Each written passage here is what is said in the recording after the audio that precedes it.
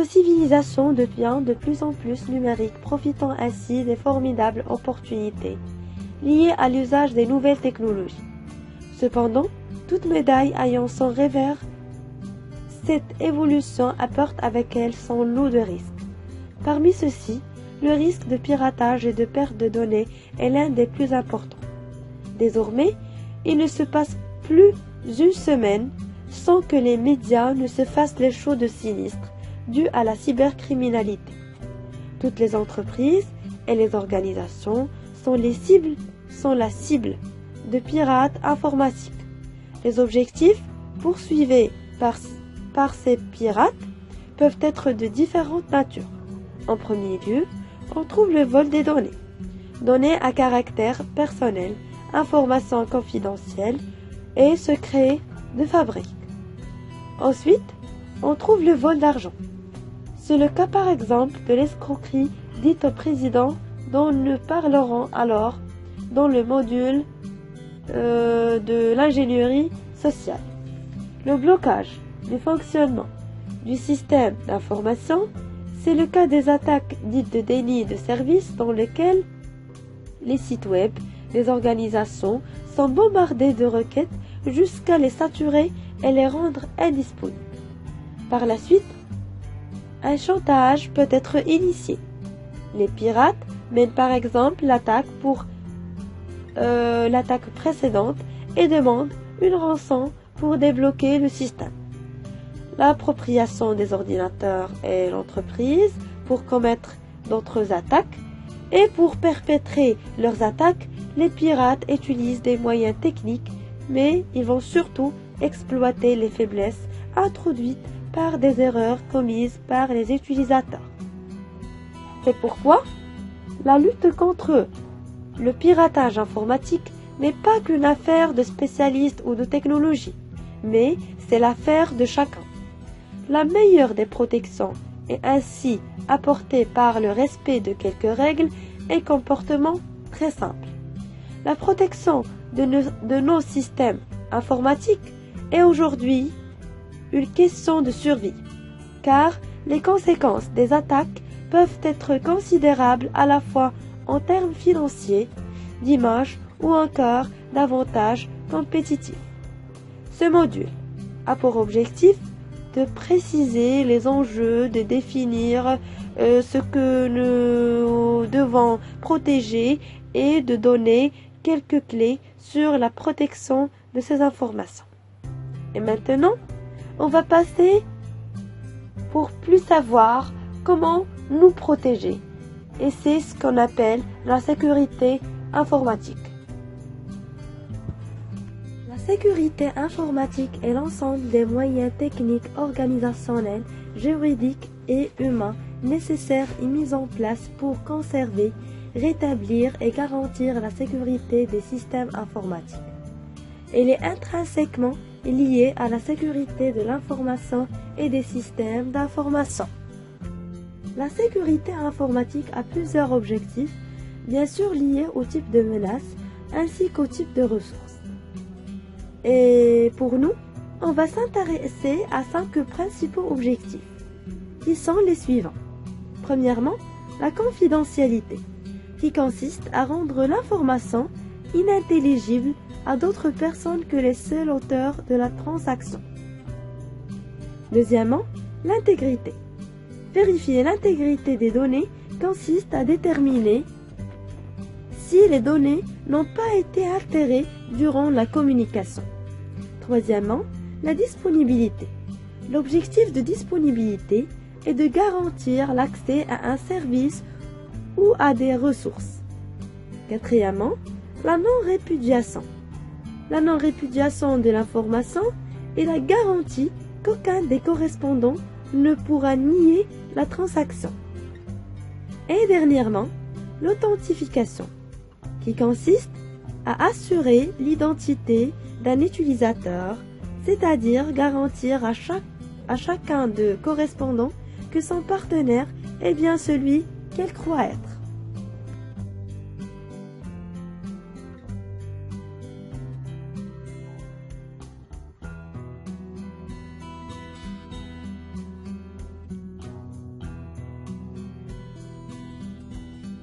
Quels sont alors les principaux défauts de la sécurité? Les défauts de la sécurité d'un système d'information les plus souvent constatés sont l'installation des logiciels et matériels par défaut, mise à jour non effectuée, mot de passe existant ou par défaut, services inutiles conservés, traces inexploitées, pas de séparation des flux opérationnels, des flux d'administration des systèmes, procédures de sécurité obsolètes, éléments et outils de test laissés en place dans les configurations en production, authentification faible et télémaintenance sans contrôle fort. Passons maintenant au type d'attaque. Les attaques peuvent à première vue être classées en deux grandes catégories. Les attaques passives, qui consistent à écouter sans modifier les données ou le fonctionnement du réseau. Ils sont généralement indétectables, mais une prévention est possible. Le deuxième type, ou la deuxième catégorie, c'est les attaques actives, qui consistent à modifier des données ou des messages, à s'introduire dans des équipements réseau ou à perturber le bon fonctionnement de ce réseau. Notez qu'une attaque active peut être exécutée sans la capacité d'écoute. De plus, il n'y a généralement pas de prévention possible pour ces attaques, bien qu'elles soient détectables. Et dernièrement, le virus et l'antivirus. Le virus est un exécutable qui va exécuter des opérations plus ou moins destructrices sur votre machine. Les virus existent depuis que l'informatique est née et se propageaient initialement par des disquettes de jeux ou logiciels divers sur Internet. Les virus peuvent contaminer une machine de plusieurs manières.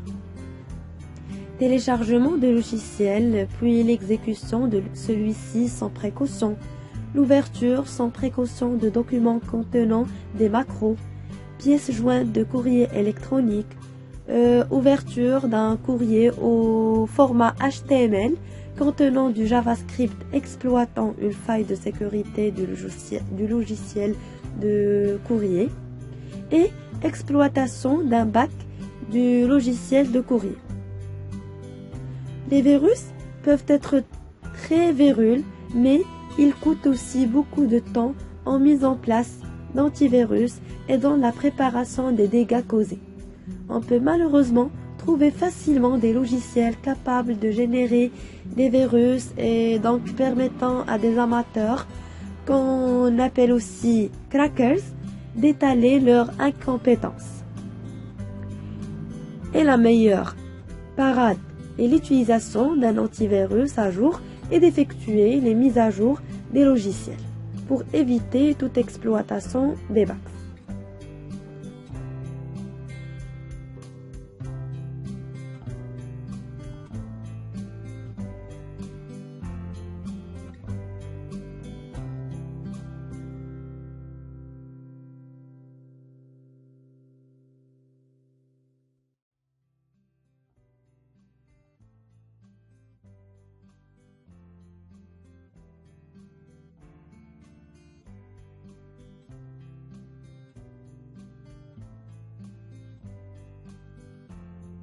Quant à l'antivirus, principale cause de désagrément en entreprise, les virus peuvent être combattus à plusieurs niveaux.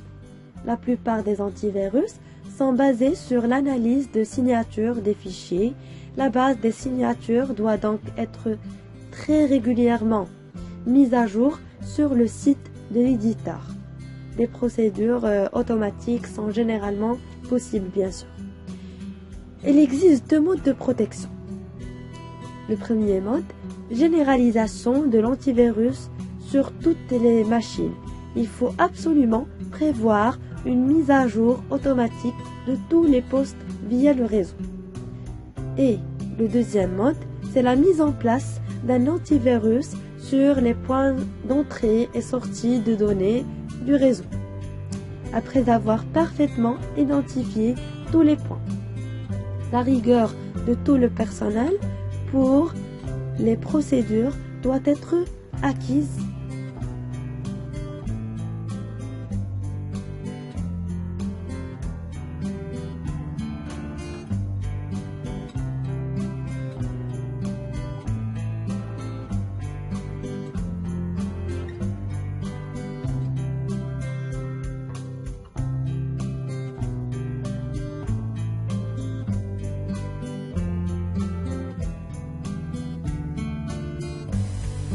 Dans cette manipulation, on va vous parler sur votre vie privée lorsque vous naviguez sur Internet.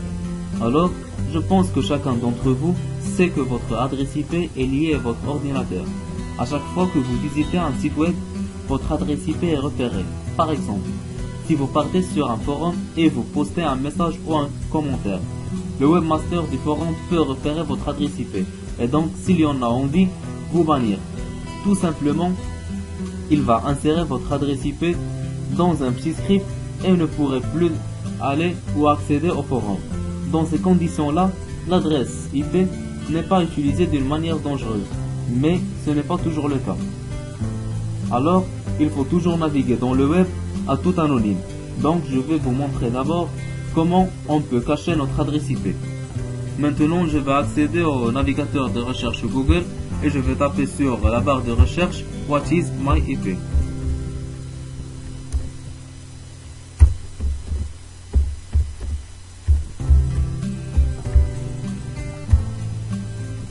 Voilà, je vais cliquer ici sur n'importe quel lien, je vais choisir le premier lien.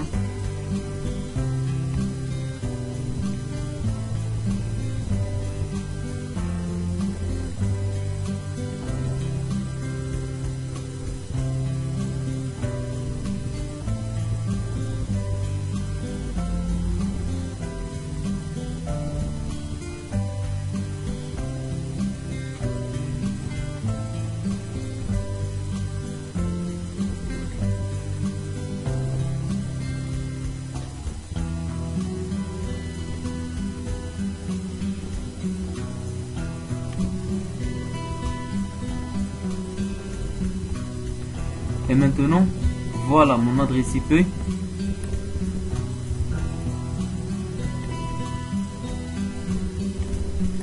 Maintenant, voilà mon adresse IP comme vous voyez ici. Et la ville à Paris, comme vous voyez ici, la ville à Paris. Et voilà ma localisation actuelle dans la carte géographique ou sur Google Maps.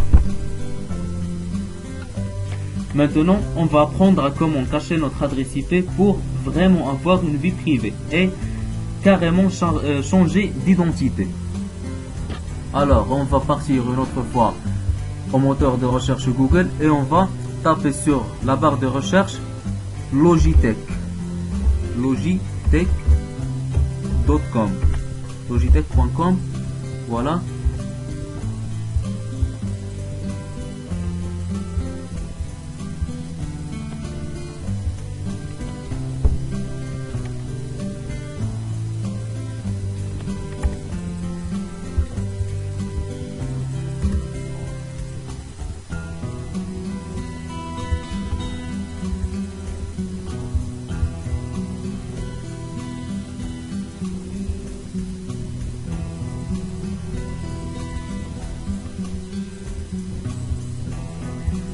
Voilà ici logitech.com, voilà le site logitech.com, mais je ne vais pas cliquer directement sur le site. Je vais choisir antivirus et sécurité. Je vais cliquer sur antivirus et sécurité.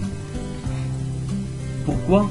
C'est pour ouvrir directement la page qui nous intéresse. Voilà, je vais cliquer sur antivirus et sécurité.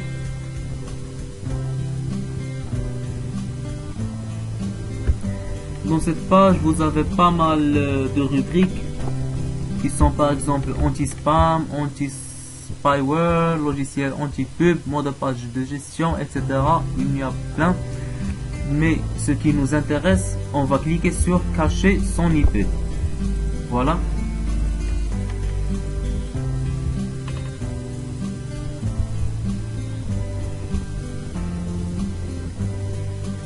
Voilà aussi dans cette page, on a beaucoup de logiciels qui servent à cacher notre IP et qui sont très efficaces aussi. mais on a des logiciels qui sont payants pour les utiliser et on a des logiciels en version gratuite. Par exemple, je vais prendre FreeHideIP qui est une version dans cette version c'est une version gratuite.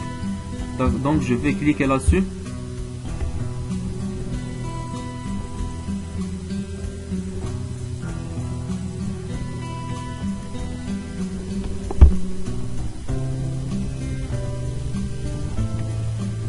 Bon, voilà, je vais cliquer sur télécharger.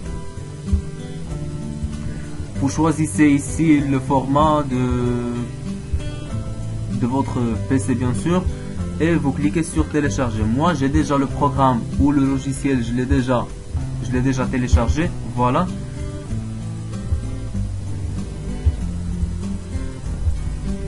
Comme vous voyez ici, voilà mon adresse IP réelle. Mon adresse IP marocaine, Rabat, Morocco. Et ici, ils m'ont donné une adresse IP qui est... Ce n'est pas original, c'est fake. Donc après le téléchargement, voilà, le logiciel est exécuté. Vraiment, c'est très simple à l'utilisation. Alors là, j'ai mon adresse IP comme vous voyez. Pour cacher notre adresse IP, il est simplement de cliquer sur Hide IP. Voilà, c'est Hide IP. Nous avons d'abord cette première case.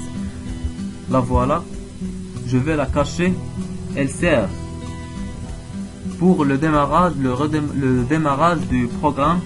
Et ici une deuxième case. La deuxième case à cocher, c'est pour changer l'adresse IP chaque minute. Voilà. Ici, ils m'ont donné 5 minutes. On peut choisir soit 1 minute, 2, 3, 5. Moi, je vais choisir 5 minutes. Vous pouvez choisir le temps que vous voulez pour choisir une autre adresse IP, bien sûr. Si on clique sur Check IP Info, voilà.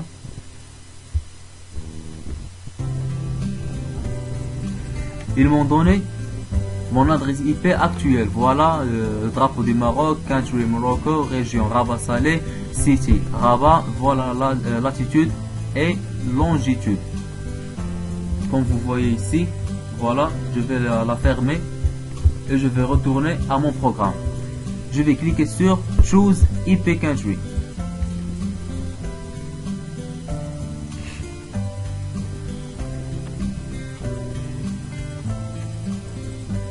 On va avoir ensuite qui est encore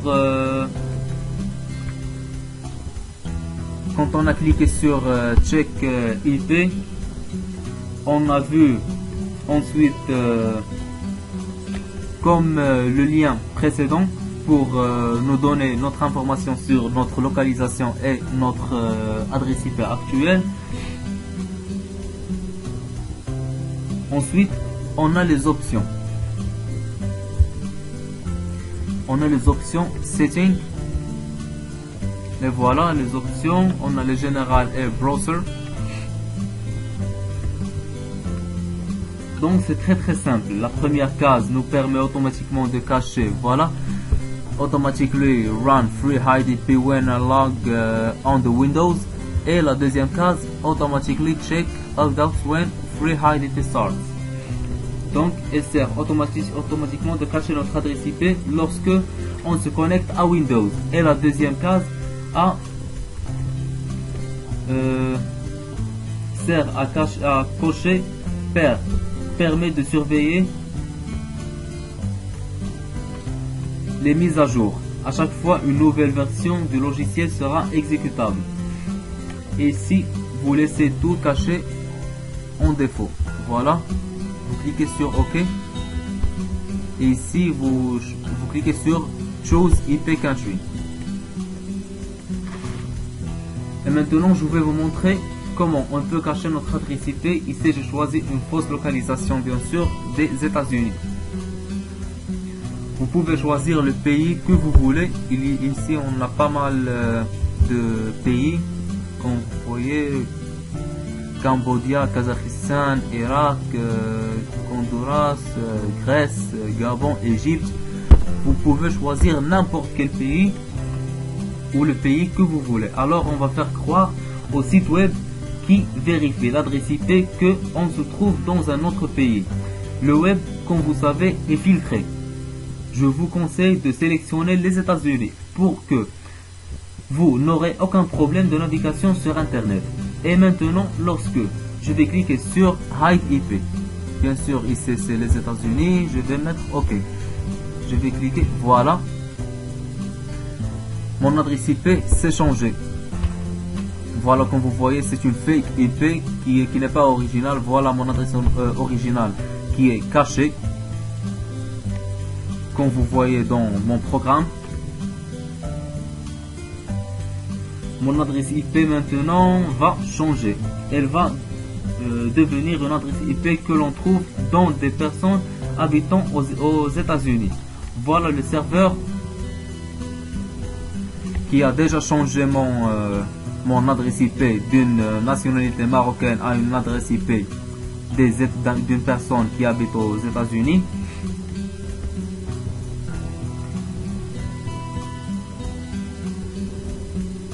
Et voilà, et maintenant on va récliquer sur Checkup Info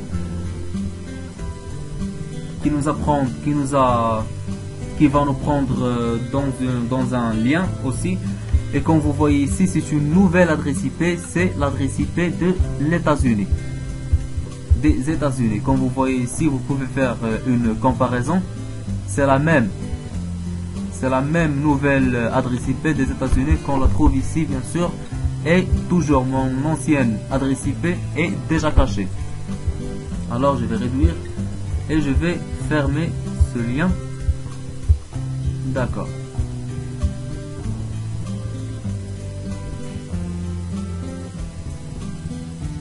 Donc là voilà l'adresse IP cachée et celle qui m'est attribuée. Et maintenant, si je vais check mon adresse IP comme j'ai déjà fait, je visite le site web et qui me donne le programme. Voilà le résultat qui me donne le site web. Check my IP.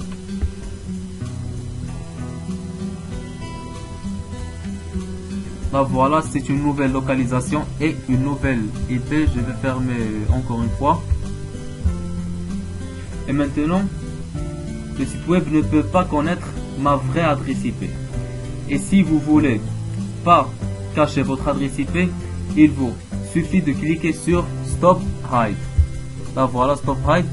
Votre première adresse IP qui est l'adresse IP originale revient à sa place. Comme vous voyez ici, l'adresse IP marocaine.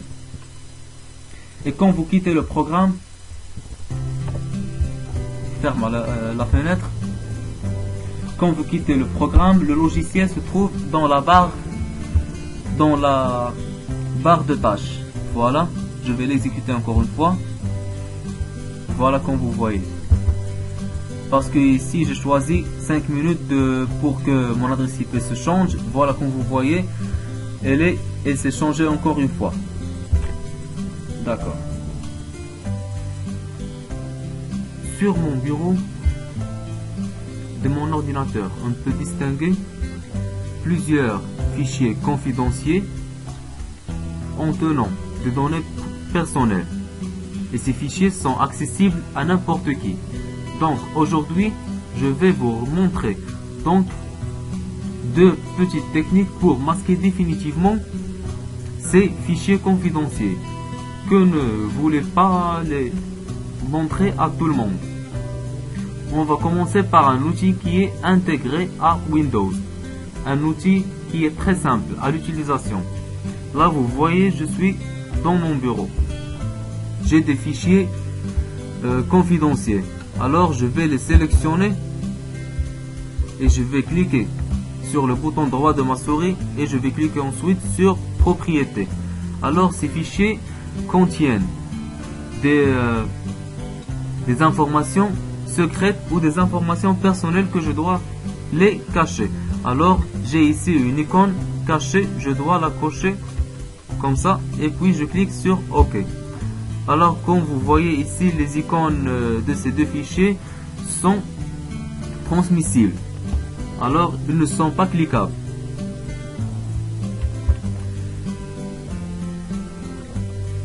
Donc ça n'empêche personne de cliquer là-dessus pour les ouvrir. Et maintenant, on va savoir comment faire pour les masquer définitivement.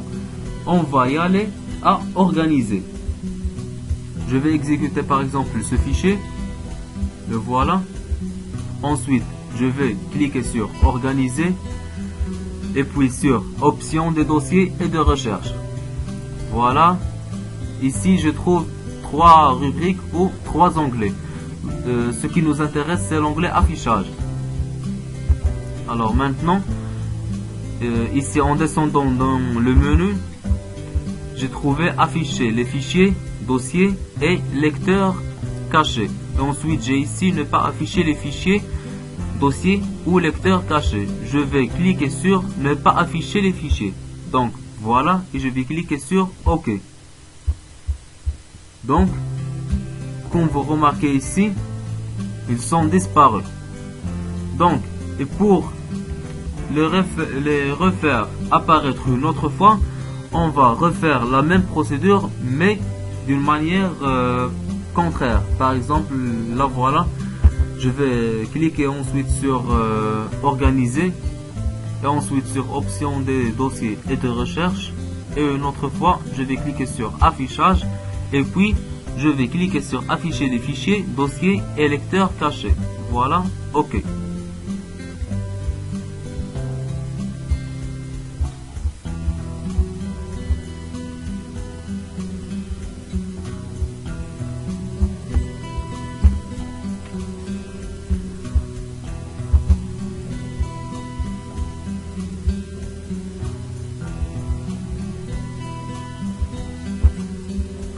Et bien voilà, comme vous voyez ici, les voilà mes dossiers qui sont déjà masqués.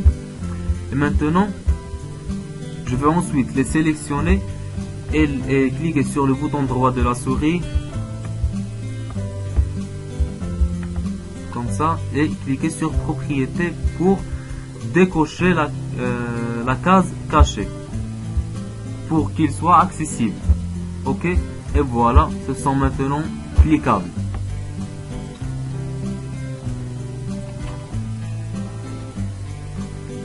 Et maintenant, je vais vous montrer une technique pour masquer définitivement ces données.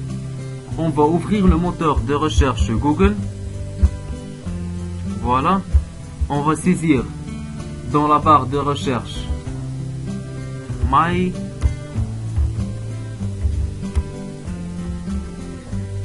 Lockbox Free Edition. Voilà. Je vais cliquer sur ce lien.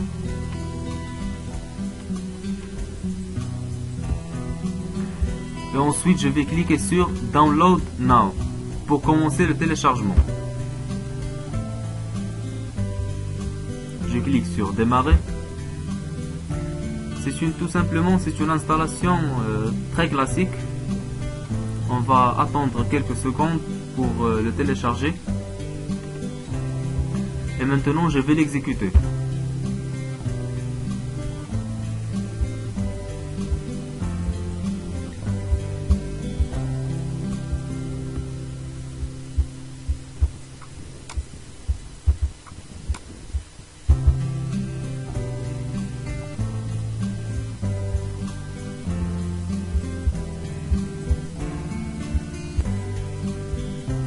Bon, voilà mon programme, je vais l'exécuter pour l'installer.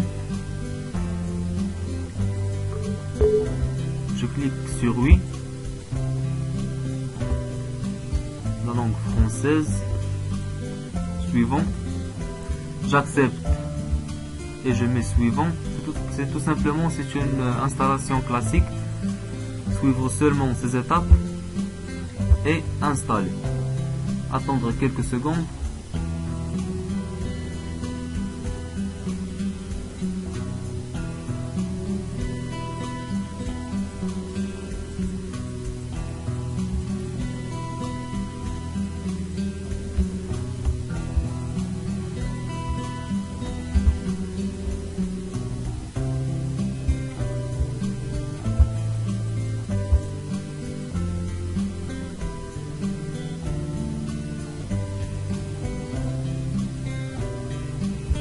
Voilà.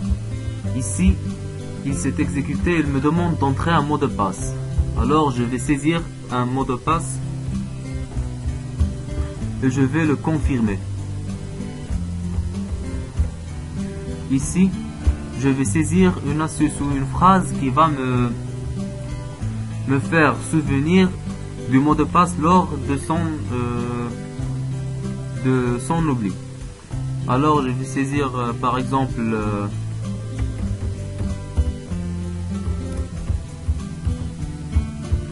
voilà, et ici une adresse mail.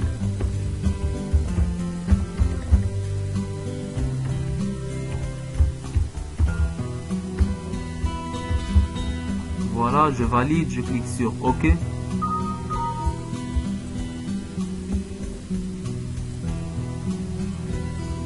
OK. Et maintenant, je vais choisir le dossier que je vais, ou plutôt que je veux le cacher. Je vais aller sur mon bureau.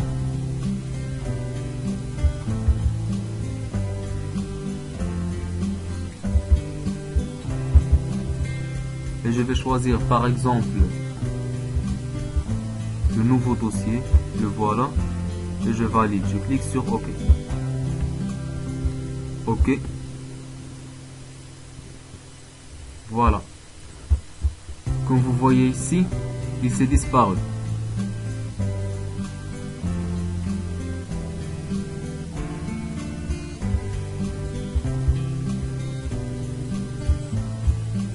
Alors, rien de particulier. Je vais chercher maintenant mon dossier.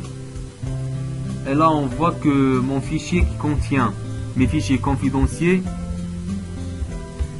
n'existe pas. Alors, je vais choisir, je vais chercher le nouveau dossier. Alors, comme vous voyez ici sur mon bureau, il n'existe pas. Il est disparu.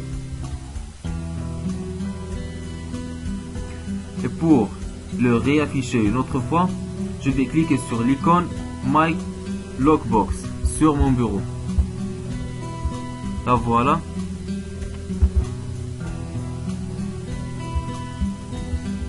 Et je vais entrer plutôt le mot de passe ici. Et je valide. Je clique sur OK. Et voilà, comme vous voyez ici, le nouveau dossier ou mon dossier qui contient les fichiers confidentiels, il s'est affiché.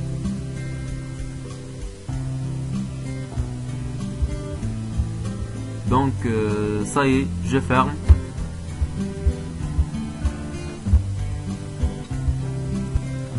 Et comme vous voyez, quand je ferme le programme My Lockbox, on le retrouve aussi ici dans la barre des tâches.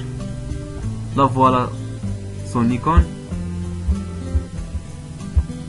On fait ensuite la même chose. Je saisis mon mot de passe. Je valide. Et ben voilà. Comme vous voyez ici, déverrouillé. Mon document ou mon nouveau dossier qui contient mes fichiers secrets ou mes fichiers confidentiels, il est déverrouillé. Voilà, il est maintenant verrouillé.